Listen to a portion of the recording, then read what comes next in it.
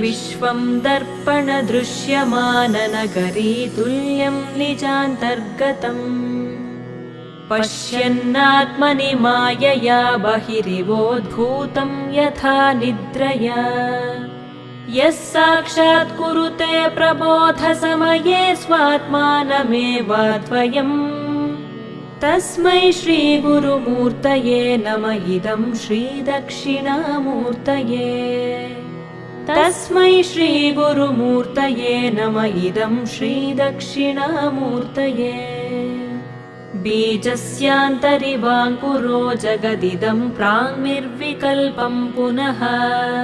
मायाकल्पितदेशकालकलना वैचित्र्यचित्रीकृतम्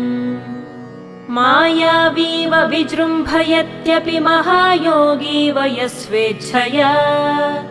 तस्मै श्रीगुरु